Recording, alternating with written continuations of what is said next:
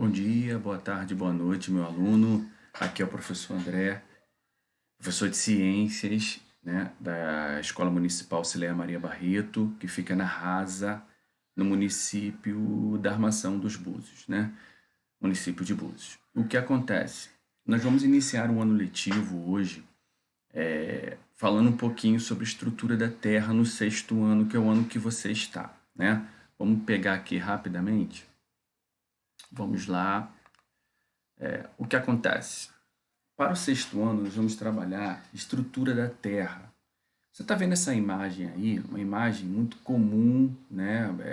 Não essa imagem em si, mas esse episódio. É muito comum a gente ver e escutar, ver isso na TV, escutar alguém falar sobre tsunami, sobre maremoto, terremoto. São fenômenos que acontecem na natureza que por muitas vezes nós não conseguimos compreender, né, ou não sabemos o porquê eles acontecem. E ficamos até com medo. Será que pode acontecer aqui na minha casa?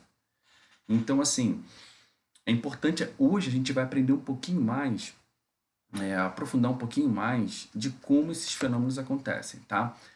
Antes disso, nós vamos entender um pouquinho, para que nós venhamos entender lá na frente esses fenômenos, nós vamos precisar estudar um pouquinho sobre o planeta Terra, né? Afinal de contas, a nossa aula é sobre estrutura da Terra, e a Terra aí não é solo, é o planeta. Beleza, vamos seguir para não ficar muito longa a aula. O planeta, vamos entender primeiro o planeta por dentro, para depois entendermos ele por fora, tá? O que existe dentro da Terra? Por que acontecem terremotos e erupções vulcânicas? Por que isso acontece? Aí nós temos um exemplo de um vulcão que fica no sul da Itália, né? Ele em erupção, em atividade. Você pode perceber aqui, ó, a lava do vulcão, né? Que já derramou, que já saiu pelo vulcão, né?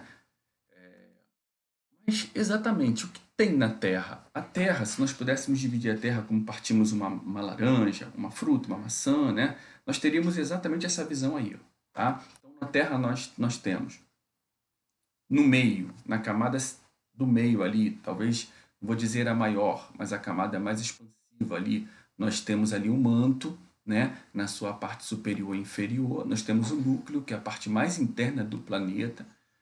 Nesse caso aí é o núcleo interno, que é a parte literalmente o centro do planeta, né? E nós temos o núcleo externo, que está logo depois do núcleo interno. E temos também a crosta, que é a parte onde nós vivemos, a parte mais externa do planeta, a visível por satélites, né? Enfim, se nós pegarmos a crosta, nós vamos ter exatamente essa imagem que apareceu à sua direita, né? Nós temos o solo, que é onde a gente constrói as nossas casas, é onde a gente vive, é dali que a gente tira o alimento, é ali que nós plantamos, né? Logo abaixo do solo nós temos os fragmentos de rocha e logo abaixo a rocha matriz. Isso tudo que você está vendo à direita aí que eu acabei de apresentar pertence à crosta terrestre, que é a parte mais, é a casquinha do planeta, tá? Se nós pudéssemos dizer assim, né? Essa crosta é a camada mais superficial, né? É dela que nós obtemos a vida, é nela que nós encontramos o solo, as rochas, né? E logo abaixo dela tem o manto, que é rico em magma, né? Esse manto aí tem um líquido, algo incandescente, é mais ou menos a temperatura 1000 graus Celsius, né? O magma, quando ele sai, quando ele expele, como vimos lá no início,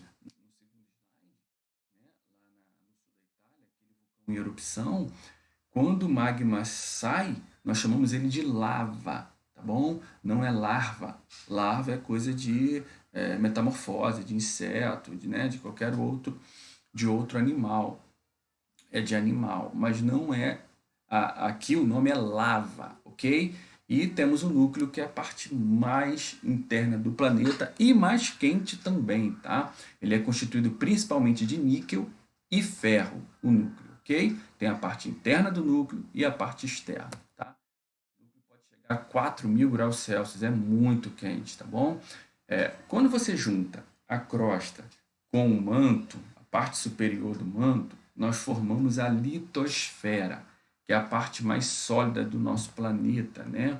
E externa, né? A parte mais, principalmente a crosta, onde a gente vive. Uma coisa importante que a gente tem que destacar é que os continentes que nós temos hoje, eles nem sempre estiveram nessa posição que nós temos hoje, que não é essa apresentada aí, tá? Ao longo da história, esses continentes foram se movimentando de forma que parece que eles, se você encaixar eles ali, parece um quebra-cabeça, eles encaixam direitinho, chegam um pouquinho para cima, para o lado, você vai acabar encaixando os continentes. África do Sul, desculpa, América do Sul, África, América do Norte, né? Europa, Ásia, Oceania. Se você encaixar os continentes, vai dar certinho como um quebra-cabeça. Existem alguns indícios de que um dia eles já estiveram juntos, né? Mais juntinhos, e de que de fato os continentes se movimentaram e estão ainda em movimento, né? Um deles são as rochas encontradas nos planaltos brasileiros, por exemplo. As rochas encontradas aqui no Brasil são da mesma constituição, têm a mesma constituição das rochas encontradas na África, por exemplo, que são continentes vizinhos, né?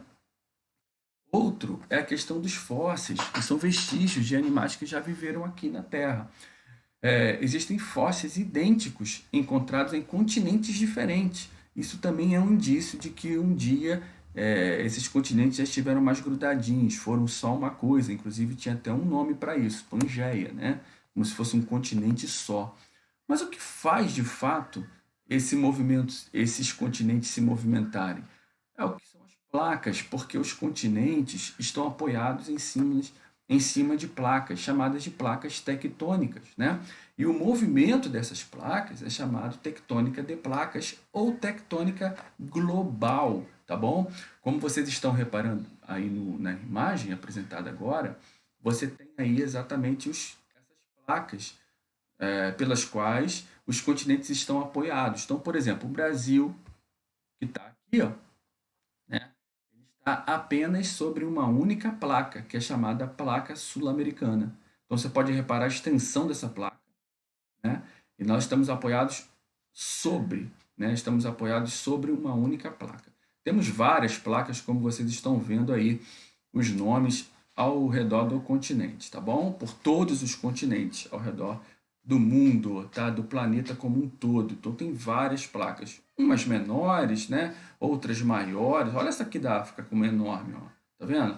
Então assim, qual a importância disso, dessa questão? Isso vai dar exatamente essa diferença de locais que têm terremotos e locais que não têm, que logo logo a gente vai estar falando sobre isso. Mas o que faz essas placas se movimentarem? O calor, que vem do núcleo, que esquenta o manto, que por sua vez interfere nas placas que estão logo abaixo da crosta, né?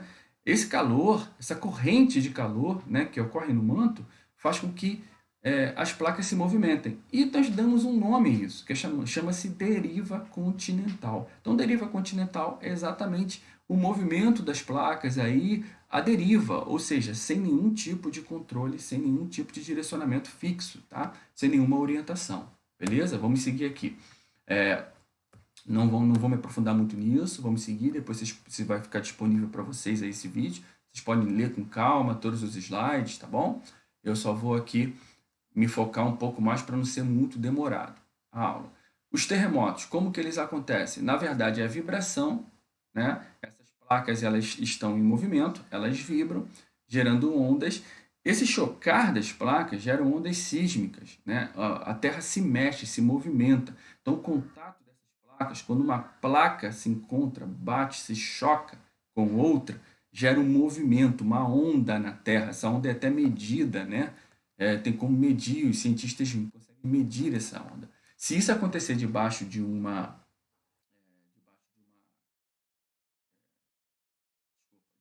terra, de uma construção rochosa mesmo, de uma parte rochosa, é o terremoto. Agora, se for, por exemplo, se isso acontecer abaixo de um oceano, pode gerar tsunamis ou maremotos, tá?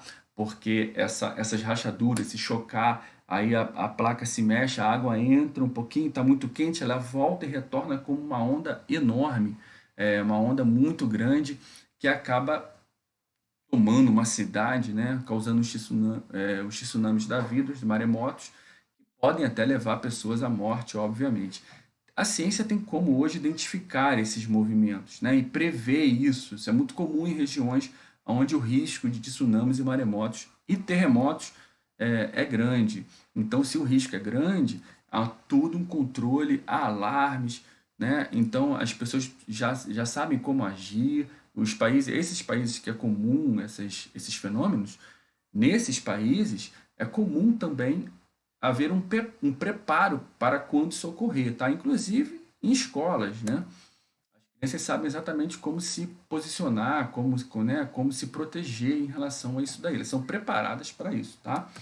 A questão dos vulcões e erupções, um vulcão entra em erupção exatamente quando essas placas elas aquecem, esse magma acaba saindo, né? Ele evapora, ele meio que sai, ele se expele, acaba se expelindo pelo espaço do vulcão mais externo, né?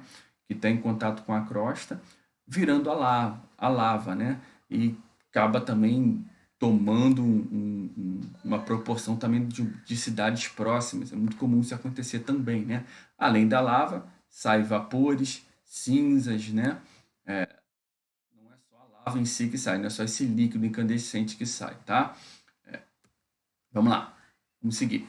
Inclusive, as rochas magmáticas são assim chamadas porque elas são formadas a partir quando há essa erupção, né? Quando sai pela crosta, ela se solidifica. Esse magma, ele se solidifica. Daí vem o termo rochas magmáticas. Tem como origem essa saída do magma, tá? Isso é uma coisa interessante de destacar também, embora nossa aula de hoje não seja sobre rochas, tá? Para fechar a aula, eu vou falar um pouquinho por que acontece terremotos em determinadas regiões e em outras não. Exatamente pela posição que os países estão, que os continentes estão em relação a essas placas na atualidade. Tá? O Brasil, por exemplo, ele está apoiado sobre uma única placa, como já mencionamos. Então, se terremotos, se tsunamis, maremotos são produzidos pelo chocar das placas, se a gente está sobre uma placa só, praticamente nós não estamos no epicentro de um terremoto. Então a gente praticamente não terá terremoto, tsunamis em nosso país, tá? Agora, isso hoje é assim, não quer dizer que será sempre, porque os continentes estão em movimento e a gente pode se movimentar em relação às placas e acabar ficando acima do encontro de duas placas, tá bom? Então isso é, por exemplo, e olha que a nossa extensão territorial é grande, né? Se comparada, por exemplo, ao Japão. Mas o Japão é um país pequeno, mas que está, infelizmente, muito próximo ao encontro de duas placas. Então, o terremoto lá é uma coisa muito comum. Por isso que em algumas regiões é comum e em outras não. Por isso que em alguns países é comum ter esses fenômenos e em outros países não, tá? Aqui, galera, eu estou dando a vocês sugestões de vídeos para vocês que queiram se aprofundar, tá? Então, eu dei 2 vídeos aqui para vocês se aprofundarem um pouquinho mais nesse conteúdo. Ó, vamos voltar aqui. Boa semana para vocês, tá? Estudem, façam os exercícios. Na próxima semana eu estarei corrigindo esses exercícios, tirando as dúvidas, tá bom? Grande abraço e fui, pessoal.